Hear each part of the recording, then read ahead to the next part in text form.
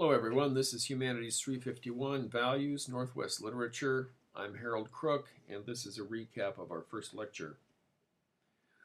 Today we talked about class meeting times and my office hours. You have here also my email address and phone number.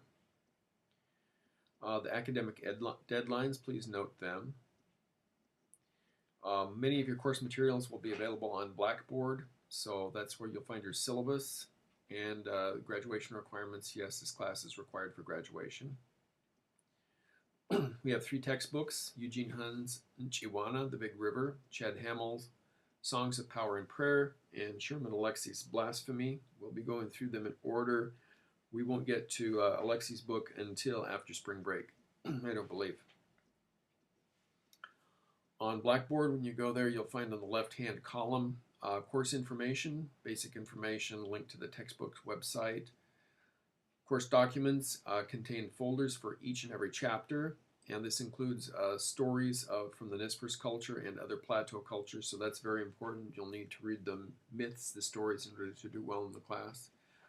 Lecture recaps like this one, and the MyGrades tool, which lets you keep in track of how you're doing in the class and your grades.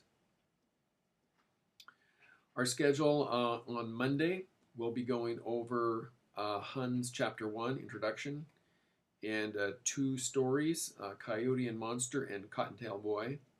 And then I'd like you to read Genesis chapters 1 through 3, the first 3 chapters in the Bible. Any version you want, although I suggest the King James Version would be pretty interesting for you. For your assignments, there will be some quizzes, there'll be some short essays, 1 content exam, and your final project. The final project will consist of several parts. You need to choose a topic by week 8, and I will remind you of these deadlines as we go along. Write a little short essay on your topic by week 9.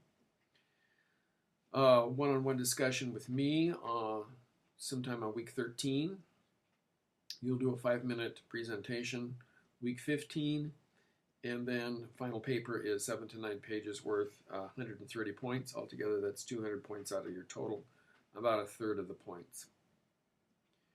Standard curve will be used. This is the hardest the curve will be. I will possibly make it easier, but it won't be any harder. So if you get 93% of the points in the class, you have an A automatically. Everybody can get an A, so help each other. You'll only be helping yourself when you help others. A little about myself. I received my PhD in linguistics from UCLA in 1999. Nez Perce language is the focus of my work.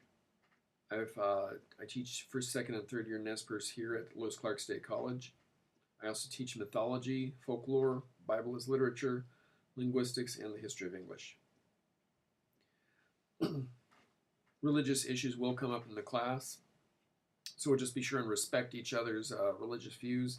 I'm not here to change or challenge your religious beliefs just for the sake of doing that, but it's possible you may have some of your beliefs challenged by what we say in class, but I'm not seeking to do that per se. We'll be learning about Archie and Mary Finney. Mary Finney was the mother of Archie Finney. Archie Finney was the first Indian in the plateau to earn his PhD, and he followed the Franz Boas traditions of ethnography and studied under Franz Boas. We'll learn about them as well. Here's the first myth we had in the class, and this myth is available on the website in Blackboard, so please read it. I'll just read through this. Husband and wife were living. He always cheated her in sharing his food. He would shoot such things as grouse, but he would eat all on the spot and would never bring anything home.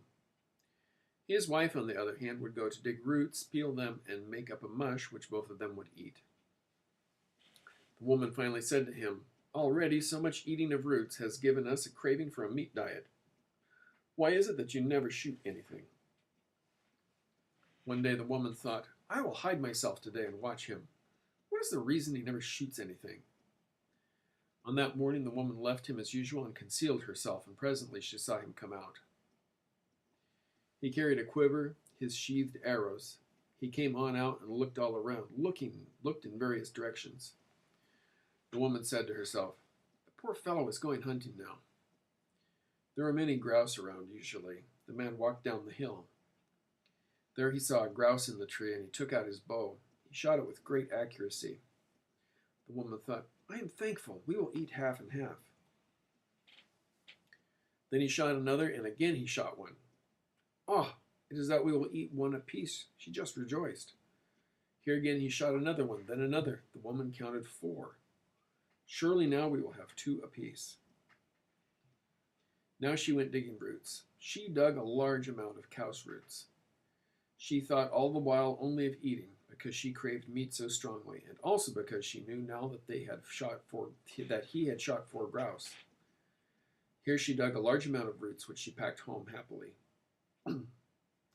She arrived at the lodge to find the man just lounging about.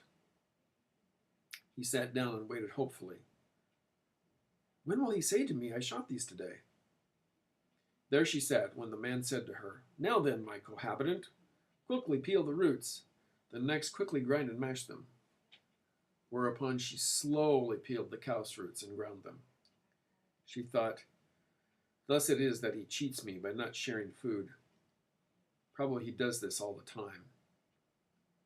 Now she made a mush and set it before him, whereupon at once he supped. No wonder he always eats so heartily. He has been doing this all along. And now the woman had bad thoughts. Tomorrow I will do the same again, she plotted against him. In the morning she prepared to go and then concealed herself as she had done before. Again the man came out, but this time he seemed somewhat suspicious and alarmed. He looked here and there, and now he went down the hill. There, unbeknownst to him, the woman passed him and ran inside the lodge. She searched for his hidings, when, lo, she found a large storage excavation which he had dug beneath the bed, and where he had thrown away all of the feathers, bones, and food scraps. Oh, what a pile of these things there were! Her thoughts by this time were very unkind. She scattered every bit of that which was in the storage excavation all about the lodge and even outside. Then she packed up all her valuable things and went away to where she knew there were many people. Here again now the man shot some grouse, and he ran carrying them home. He found some feathers as he went along. Oh, feathers! She might find out about me. He picked up these feathers only to find more farther along. From where have these feathers have come? It was that the wind had scattered them. He picked up feathers as he went along all the way to the lodge. He saw feathers thickly about as he came to the lodge. It is that she has found me out. Then, too, he noted the absence of her valuable things. He spent several days at the lodge thereafter, but he felt lonely. He pined. Then he decided, I will go where the people are gathered. He went. He packed that same quiver and went. Oh, the people were making merry. The woman was with them now, and it was far from her mind that I will go back to my husband. The people were dancing. They were dancing the woman around. She was surrounded by men. The husband arrived, and seeing this became angry, very angry at her. Now he took an arrow, drew back his bow, and aimed at her as she passed by. Here they told the woman, Your husband is about to shoot you. She turned and saw him standing with drawn bow. There she sang, It has not happened to be that I am a grouse that you could shoot me. Suddenly her talk made him feel ashamed. His bow fell. He did not shoot her. This poor but not pitiable one just went out ashamed and went straight home. The woman stayed right there. That's the end of our lecture for today, and we'll see you on Monday. Be sure and do your reading. Thank you.